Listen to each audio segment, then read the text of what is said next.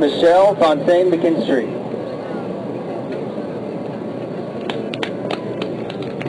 Hello.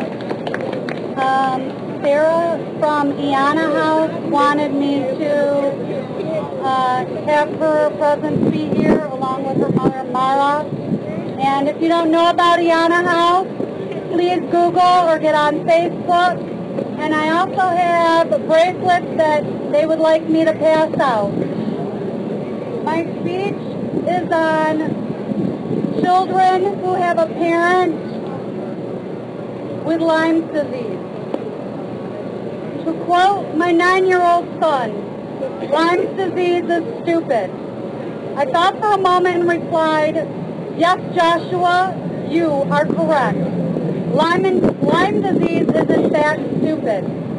My 6-year-old daughter often has a difficult time trying to understand how one moment her mommy is up and the next I am down.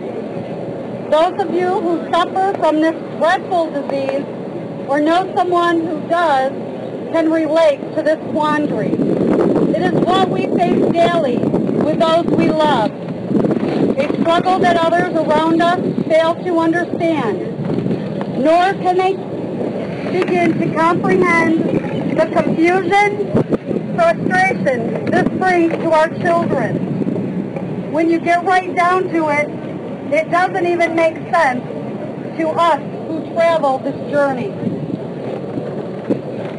Having a chronic illness is a tough battle. You never know from one moment to the next what issues or maladies you will be facing or dealing with. It is ever-changing. The stress, emotions, and obstacles we face on this roller coaster ride of highs and lows is all the more difficult on our children who must struggle to come to terms with the uncertainty of a parent who cannot always participate in their lives as they would like them to on a daily basis. Many times I've been in bed in a near vegetative state, unable to even read my children a bedtime story, as Lyme disease and co-infections are attacking my body to the point where at times I wish it would just take me out of this vicious cycle. As my children do their best to offer support, asking to help me in any way they can. For example, my son is hungry and says he will push me while I sit on a wheeled office chair to help me get to the kitchen so I can make him something to eat. Each of us trying our best to lighten the moment while Joshua pretends I'm a race car. It's moments like this that you could swear you're in fact climbing Mount Everest as you dig deep into every cell of your body just to be able to complete the seemingly mundane yet essential task of feeding your child. There are times I'm trying to crawl up the stairs and my daughter Jordan will say, "Here, Mommy, take my hand and I will help you up." Her small, precious hand grasping mine with love. As we slowly move forward, how difficult and heart-wrenching this is to me. I am supposed to be the one doing for them. I then think of the positives that such obstacles are instilling in them. And for a moment, I have peace in my heart. Then there are the times that I'm afraid that Lyme disease is scarring my children's psyche. No matter how hard and how deep I reach from within, I cannot manage to do certain things with them. And we often miss out on cherished bonding experiences. Experiences you can't go back in time and relive or redo. It is then that Lyme disease has the upper hand. The resulting frustration and anger our children experience momentarily replaces their inner light with darkness and sadness, as well as our own. To have my children yell and cry because all they want is their mommy to be present in the moment and fully involved. Yet, I cannot, no matter how badly I want to fulfill their needs, to see the confusion, anger, frustration in their eyes is the most difficult part of this illness. We must reluctantly accept the circumstances we cannot change. Though often I've pushed myself way past my limit to be there for them, only to collapse in public. I don't worry about the thoughts of others. I did what I had to as a mom, so my children are not always missing out on quality time. Did I contract Lyme disease in college in 1988 or prior as a young child when my seizures began? It's difficult to determine exactly when my illness began, but to have a chronic fatigue specialist in Flint, Michigan speculate nearly 20 years ago that I had Lyme disease he was unable to treat due to the inconclusive test results was devastating to hear. The doctor said he had never seen blood work so messed up, but with the guidelines in place at the time, he couldn't proceed with proper treatment and asked if he could use my case in his upcoming published research. I said yes, with the hopes that it could possibly help others. What he could do was attempt to treat and hopefully alleviate my symptoms without being able to treat their primary source. It was then that I realized I was in one hell of a journey. Little did I realize my day of reckoning wouldn't come until spring 2010 with a conclusive diagnosis. My immediate worry, did I pass this on to my children and husband? My kids have had blood work done that came back negative. However, they exhibit signs and symptoms often common to children who inherit this debilitating disease. Testing needs to improve, but through it all, I am grateful for the love of my family, grateful that despite the hardship, my children are cultivating a greater sense of empathy, understanding, and patience. I feel blessed that my children enjoy raising awareness so others won't have to take the Lyme journey. To sum it up, Lyme disease is, in fact, stupid. Thank you.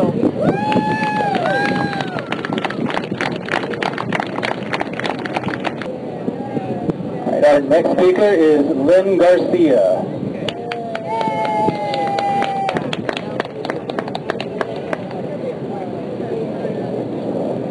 Hi, can you hear me? Okay. Hi, my name is Lynn Garcia, or on Facebook I'm known as Lyme Pixie, hence the wing. I'm honored to be here and to meet all my Lyme family and to finally see all the people that have supported me in the past 3 years. As I laid in my bed, thinking I was dying, planning my funeral and arrangements, I promised that if I could get out of the bed, that I would use my energy to come here and to advocate. Till my last breath, I will be an advocate for the people that can't be here today and to help bring awareness, educate, and share. I also see this as kind of a blessing. It was a curse, but I'm turning it around. My story is your story. It's very basic. The places are different, the names are different, the dumb doctors are different, maybe the medicines are different, but we've all heard, you're fine, there's nothing wrong. I was literally knocked down 3 years ago at work when I fainted for the 4th time. Being a nurse, that's not so good still, so I ended up in a hospital for 8 days with neurological problems. They thought I had a stroke, a brain tumor, you name it. I was at the height of my career. I was training for DOME, anybody in the government here, Department of Equal Opportunity Management Institute, to train for women, to speak for the women patients at the VA. So now I'm in a hospital and now I'm a patient. After 8 days, I got to leave in the same shape that I went in. No answers. Somebody needs to help me. My family, being from New York, said, come here, they'll help you. Went to the best doctors, only to hear, maybe it's rheumatoid, oh, it's lupus, oh, diseases go on and on. I couldn't do simple tasks. I couldn't cook. I couldn't drive. I couldn't find my way around my neighborhood. I would get lost. So after that, I got labeled with depression. Well, of course I'm depressed. I just lost my whole life, and I'm going broke really fast. I went to a doctor in Orlando, and thank God he diagnosed me. He said, have you ever been bit by a tick? Well, of course. I think a lot of people have. You have neurological chronic Lyme, and I was so happy. I was happy that he could answer some of my questions. I was happy that he put the dots together, that I wasn't a hypochondriac, that I wasn't crazy, and more importantly, that I could fix this. But I did feel like dying. I didn't fear it. Actually, at times, I welcomed it. There was plenty of times that I said it'd probably be a lot easier. But I didn't want to leave my children, and I'm a little stubborn. So I wasn't going down until I found out what I could do. I found out a bunch of different things. But after those 30 specialists, New York, New Jersey, Florida, I think I should get a refund. But instead, yeah, I think they owe me a few dollars. I'm in connection with a few, and I write back, yeah, no, bad service. With misdiagnosis for so long, my story started back when I was 17. I was bitten by a tick in my head. I had a lot of big curly hair then, the 80s, and I thought it was a mole. And my doctor removed it, and it was a bug. 6 months later, I ended up with septicemia of an unknown origin. Okay, go to nursing school, struggle. I don't feel good. I'm always just tired. Then I have children. Well, of course you're tired. You work, and you're a nurse, and you have children. Goes on and on. When I finally got the diagnosis, I went to the doctor, and I had no memory at all. I kept meeting Cindy, who's not here today, and I would tell her the same story every time I met her.